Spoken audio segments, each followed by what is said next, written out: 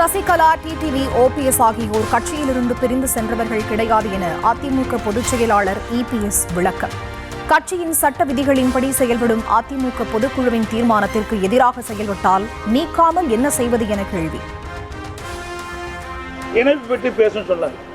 இது அடிப்படை உறுப்பிலிருந்து நீக்கப்பட்டவர்கள், பிரிந்து சென்றவர்கள் அல்ல.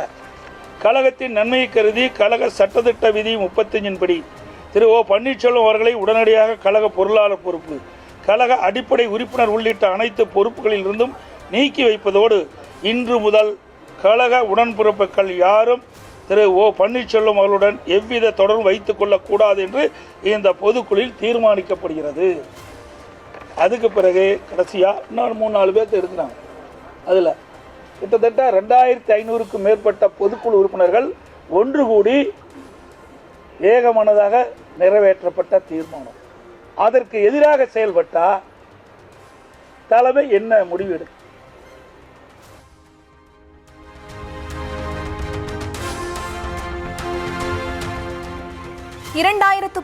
ஆண்டிலேயே அதிமுகவில் இருந்து நீக்கப்பட்டவர் டிடிவி தினகரன். ஜெயலலிதா உயிருடன் இருந்தவரை சென்னைக்கு வராதவர் டிடிவி எனவும் இபிஎஸ் விமர்சனம். டிடிவி தினகரன் நீங்க பார்த்தீங்கன்னா 10 ஆண்டுக்கு முன்பாகவே அம்மா இதை வெளியிட்டிருக்கிறாங்க. அதாவது 19/12/2011 அடிப்படை உறுப்பிலிருந்து நீக்கப்பட்டவர் திரு டிடிவி தினகரன் அவர்கள் அனைத்து இந்திய அண்ணா திராவிட முன்னேற்ற கழகத்துடைய அடிப்படை உறுப்பிலிருந்து நீக்கப்பட்டவர். அம்மா இறக்கின்ற வரை 10 ஆண்டு காலம் இவர் சென்னைக்கே வரல. அந்த ஆளும் இருக்கிற இடம் தெரியாமல் இருந்தார்.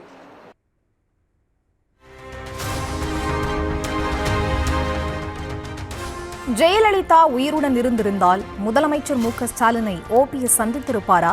திமுக ஆட்சிக்கு வருவதற்கு வாய்ப்பு இருப்பதாக கூறிய ஓபிஎஸ்ஐ எப்படி கட்சியில் சேர்ப்பது எனவும் இபிஎஸ் கேள்வி. அதோட அண்மையில் திரு ஓபிஎஸ் அவர்களும் அவருடைய மகன் முன்னாள் எம்பி அவர்களும் இன்னைக்கு திரு ஸ்டாலின் அவர்களை சந்தித்து ஊக்குவித்து கொடுத்து பேசுகிறாங்க. அம்மா இருந்தால் இப்படி செயல்பாட்டில் இடங்குவாங்களா? இப்போ ஒரு 4 நாளைக்கு முந்தி திமுக ஆட்சிக்கு வாய்ப்பு இருக்குன்னு சொல்லுவாங்க. இவர்களெல்லாம் இணைக்க வேண்டும் என்று சொன்னால் எப்படி இணைக்க முடியும்?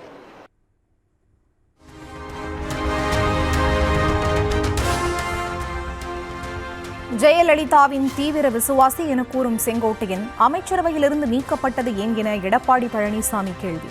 திமுகவை எதிர்த்து சட்டமன்றத்திலோ பொதுக்கூட்டத்திலோ பேசியது கிடையாது என்பதால் தான் திமுகவின் பி டீம் என கூறுவதாகவும் விளக்கம். எப்பொழுது பார்த்தாலும் நான் அம்மா விசுவாசி அப்படின்னு சொல்றாரு. அம்மா விசுவாசியா இருந்தா ஏன் அமைச்சா இருக்கும்போதே அமைச்சர் பதவியிலிருந்து விடுவிக்கிறாங்க? எப்பொழுதுமே சட்டமன்றத்தில் பேசுனதே கிடையாது. திமுக எடுத்து ஒரு வார்த்தை கூட சட்டமன்றத்தில் பேசுனது கிடையாது. பொதுக்கூட்டத்திலையும் பேசுனதே கிடையாது. ஆக டிஎம்கேவுக்கு பி டீமா இருப்பது நிரூபணமானது. இதில் யாருக்கும் மறைச்சு பண்ண முடியாது.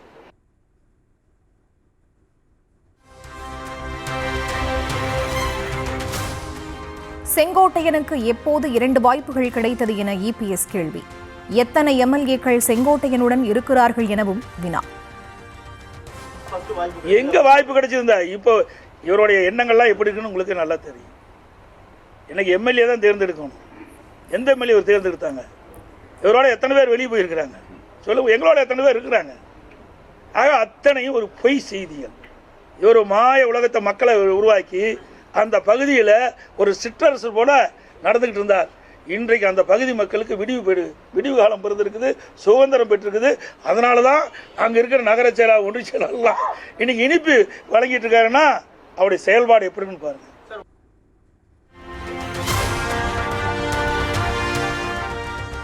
கோடநாட்டில் 2-3 கொலைகள் நடந்திருப்பதாக கூறுகிறார் செங்கோட்டையன். மனதில் ஒன்றை வைத்துக் கொண்டு வன்மத்துடன் பேசுவதாக இபிஎஸ் குற்றச்சாட்டு. 2-3 கொலை நடக்கிறாரு. என்ன ஒரு கட்சி இப்படிப்பட்ட வன்மத்தனமாக இருக்கிறவங்களாம் எப்படி இருந்திருப்பார்? கட்சிக்குள்ள இவரையெல்லாம் வச்சிருந்தா எப்படி இருக்கும்? எப்படி மனசுக்குள்ள ஒன்று வச்சு வெளியில் ஒன்று நாடகத்தை அரங்கேற்றிக்கணும்? இதுல இருந்து தெளிவாக இருக்குது. இதெல்லாம் வெளிச்சத்துக்கு வந்துடுது பாருங்க.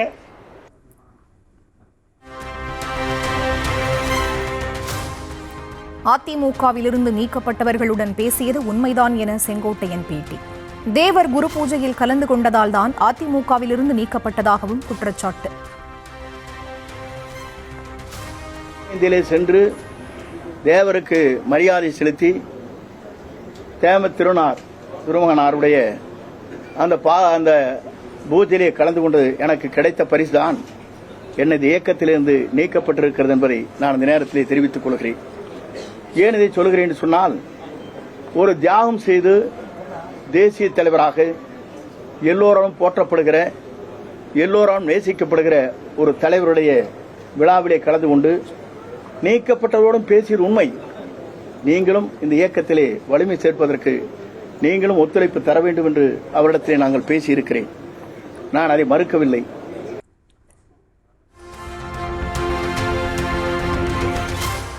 திமுகவின் பி டீம் தாம் கிடையாது என செங்கோட்டையன் மறுப்பு.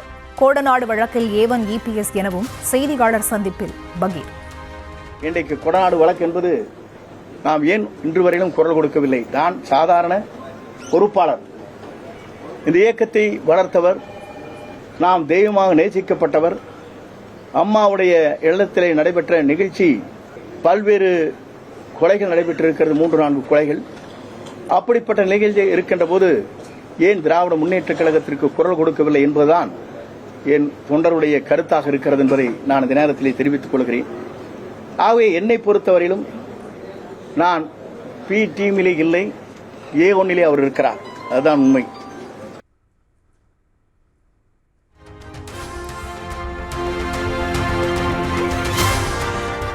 சட்டமன்ற எதிர்க்கட்சி துணைத் தலைவர் பதவியிலிருந்து 10 நிமிடத்தில் நீக்கப்பட்டார் OPS. EPS-இன் கோரிக்கையை ஏற்று முதலமைச்சரே எழுந்து கருத்து கூறி நீக்கப்பட்டதாக செங்கோட்டையன் குற்றச்சாட்டு. சட்டமன்ற வரலாற்றில் துணைத் தலைவராக OPS இருக்கின்ற போது அவரை நீக்க வேண்டும் என்று தீர்மானத்தை நிறைவேற்றி கொடுக்கின்ற போது முதலமைச்சரே எழுந்து இதற்கான கருத்துக்களை சட்டப்பேரவைத் தலைவர் விரைந்து எடுக்க வேண்டும் என்று சொன்னவுடன் 10 நிமிடத்தில் சட்டப்பேரவைத் தலைவர் அவர்கள் அதை அறிவித்தார் என்பதும் நாடறியும். ஆனால் அதற்கு முன்னாலே எத்தனையோ கடிதங்கள் கொடுக்கின்ற போது அந்த கடிதத்திற்கு முதலமைச்சர் ஒப்புதல் இல்லாமல் அந்த கருத்துக்கள் வெளிப்படுத்த முடியவில்லை என்பது அன்றைக்கு சட்டமன்ற பதிவேட்டில் இன்றைக்கும் இடம்பெற்றிருக்கிறது என்பதை மறந்துவிடக்கூடாது.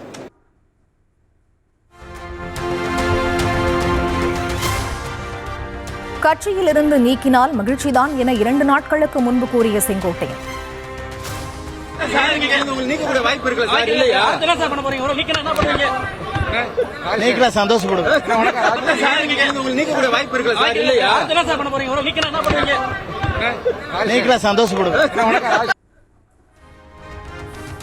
கட்சியிலிருந்து நீக்கப்பட்டது மனவேதனையை ஏற்படுத்துவதாக இன்று பேட்டி. என்னை இயக்கத்திலிருந்து இன்று நீக்கப்பட்டிருக்கிறார் என்று சொன்னால் உண்மையிலேயே மனவேதனை அடைகிறேன், வருத்தப்படுகிறேன், கண்ணீர் சிந்துகிறேன். இந்த இயக்கத்திற்காக 53 ஆண்டுகள் நான் இந்த இயக்கத்திற்காக என்னை அர்ப்பணித்தவன். தலைவர் காலத்திலே முதலே செயலாளராக இருந்து பணியாற்றியவன் 72. அப்படிப்பட்ட எனக்கு இதுபோன்ற தீர்ப்பு என்பது உண்மையிலே மனவேதனையை அளிக்கிறது என்பதை நான் இந்த நேரத்திலே தெரிவித்துக் கொள்கிறேன். இரட்டை இலை வழக்கில் நீதிமன்றம் சென்ற OPS-ஐ மீண்டும் அதிமுகவில் சேர்க்க சொல்கிறீர்களா என நிருபர் கேள்வி. நியூஸ் தமிழ் நிருபர் தொடர்ந்து கேள்விகளை எழுப்பிய நிலையில் பேட்டியை பாதியில் முடித்துக் கொண்ட செங்கோட்டையன், இரட்டலைக்காக நீதிமன்றத்தை நாடினாரு, அவர் மீண்டும் கட்சியில் இணைக்கணும் அப்படின்னு கேட்பது நியாயமா? உங்களுக்கு நன்றாக தெரியும், காளிமுத்து என்ன விமர்சனம் செய்தார், வளர்மதி என்ன விமர்சனம் செய்தார், எவ்வளவு கேவலமான வார்த்தையை அம்மா இடத்திலே பேசினார். அவருக்கெல்லாம் அங்கீகாரம் கொடுக்கப்படவில்லையா? அந்த அங்கீகாரத்தை கொடுத்த காரணத்தின் அடிப்படையிலே தான் அந்த 2 தெய்வங்களும் இன்றைக்கு நம்மை வாழ வைத்துக் கொண்டிருக்கிறது என்பதை நான் இந்த நேரத்திலே குறிப்பிட்டேன்.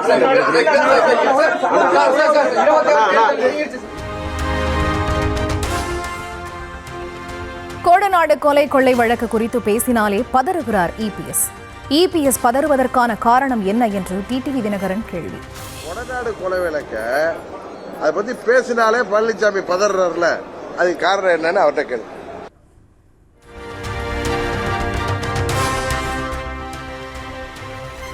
ஜெயலலிதாவால் கட்சியிலிருந்து நீக்கப்பட்ட துரோகிதான் டிடிவி தினகரன் என திண்டுக்கல் சீனிவாசன் விமர்சனம். செங்கோட்டையனை விட EPS வயதில் சிறியவர் என்றாலும் அவருக்கு அனைத்து தகுதியும் இருப்பதாகவும் பேட்டி. அம்மாவால் நீக்கப்பட்ட துரோகி திரு டிடிவி தினகரன் அவர்கள். அவர் சொல்லுவதுக்கெல்லாம் நாங்கள் பதில் சொல்லிட்டு இருக்க முடியாது. இல்லைங்க, ஒருத்தர் தாய் தந்தைக்கு முன்னால் கல்யாணம் இருந்தால் முன்னால் பிறந்திருப்பார், பின்னால் கல்யாணம் இருந்தால் லேட்டாக பிறந்திருப்பாங்க. திரு செங்கோட்டையன் அவர்கள் முன்னால் பிறந்திருப்பார். அந்த ஒரு தகுதியை தவிர எல்லா தகுதியும் அதோட அதிகமாக இருக்கிறனால தான் இறைவன் அருளை பெற்று இன்றைக்கு முதலமைச்சராக இருந்து இப்போ கழகத்தின் நிரந்தர பொதுச் செயலாளர் இருக்கார்.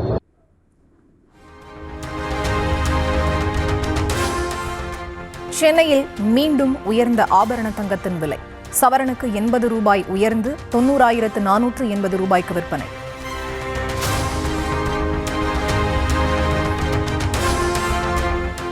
மத்திய கிழக்கு வங்கக்கடல் பகுதியில் அடுத்த 24 மணி நேரத்தில் காற்றழுத்த தாழ்வு பகுதி உருவாக வாய்ப்பு. தெற்கு மியான்மர் கடலோர பகுதிகளில் வளிமண்டல மேலடுக்கு சுழற்சி நிலவுவதாகவும் வானிலை மையம் தகவல்.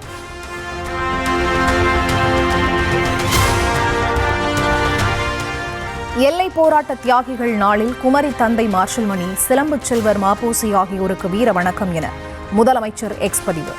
போராடாவிட்டால் நமக்கு சொந்தமான நிலம் மட்டுமல்ல, வாக்குரிமையே கூட பறிப்போய்விடும் என அப்போதே காட்டிச் சென்ற தலைவர்கள் வழியில் உரிமைகளை காப்போம் என உறுதி.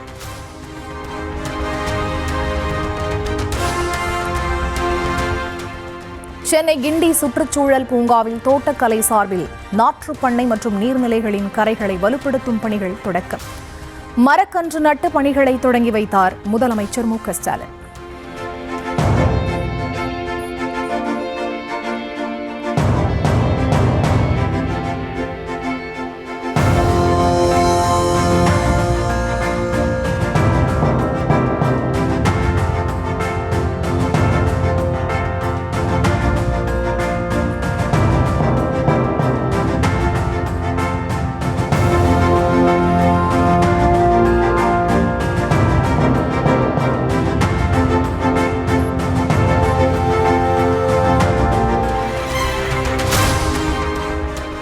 கண்ணகி நகரில் அமைக்கப்பட்டு வரும் சிந்தட்டிக் கபடி மைதானம் அமைக்கும் பணியை வீராங்கனை கார்த்திகாவுடன் சேர்ந்து ஆய்வு செய்த துணை முதல்வர். பெண்கள், மாணவிகள் உதயநிதியுடன் இணைந்து செல்ஃபி எடுத்து உற்சாகம்.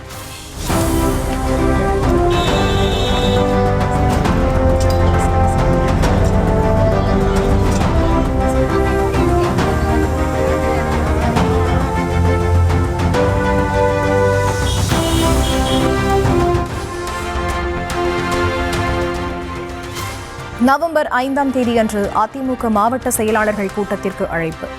ராயப்பேட்டையில் உள்ள அதிமுகவின் தலைமை அலுவலகத்தில் கூட்டம் நடைபெறும் என அறிவிப்பு.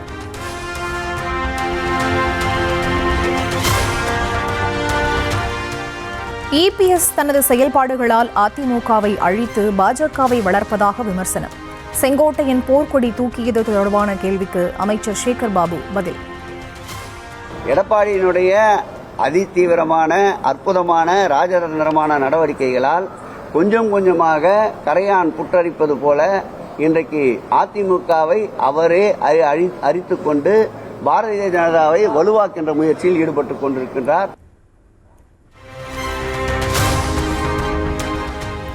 $4,730 கோடி ரூபாய் மணல் ஊழல் குறித்து வழக்கு தொடர்ந்து விசாரிக்க திமுக அரசு அஞ்சுவது ஏன்?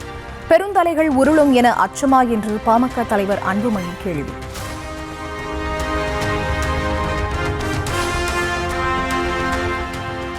நெல் லாரி ஒப்பந்தத்தில் ஊழல் என செய்தி வெளியான நிலையில் ஒப்பந்த விதிகளின்படி நெல் போக்குவரத்து முறையாக செய்யப்பட்டுள்ளதாக அமைச்சர் சக்கரபாணி விளக்கம். மழை, பண்டிகை உள்ளிட்ட தடங்களை கடந்து செப்டம்பர் முதல் அக்டோபர் மாத இறுதி வரை 12 லட்சம் டன் நெல் கொள்முதல் செய்யப்பட்டுள்ளதாகவும் தகவல்.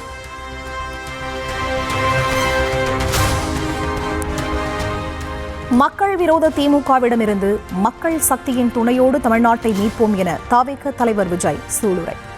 தமிழின் பெருமையும் தமிழ்நாட்டின் புகழும் உலகெங்கும் ஓங்கி ஒலிக்கட்டும் என கூறி தமிழ்நாடு நாள் வாழ்த்து தெரிவித்த விஜய்,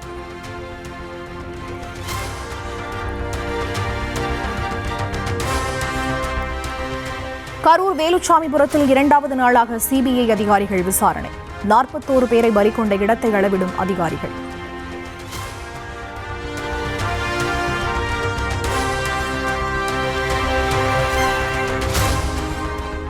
பாபநாசம் காரையார் அணையிலிருந்து பிசான பருவ சாகுபடிக்காக தண்ணீர் திறந்து வைத்த சபாநாயகர் அப்பாவு. அணையில் நீர் இருப்பு மற்றும் வரத்தை பொறுத்து தேவைக்கேற்ப திறந்துவிட இருப்பதாகவும் அதிகாரிகள் தகவல்.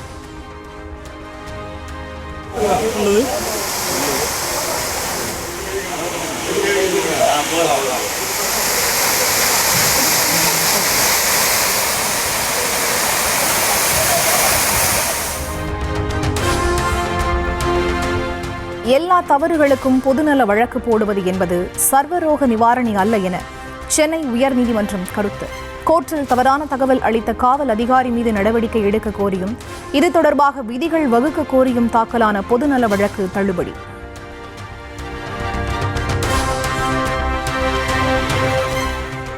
நம்ம ஸ்கூல் நம்ம ஊரு பள்ளி திட்டத்திற்கு நவம்பர் 3க்குள் 80 கோடி ரூபாய் நன்கொடை வசூலிக்குமாறு வற்புறுத்துவதாக அன்புமணி குற்றச்சாட்டு. ஆசிரியர்கள் மற்றும் கல்வி அதிகாரிகளை கையேந்து வைப்பது கண்டிக்கத்தக்கது எனவும் காட்டம். சென்னையில் ரெட் அலர்ட் என்ற பெயரில் திருவல்லிக்கேணி சுற்றுவட்டார பகுதிகளில் காவல்துறையினர் தீவிர சோதனை.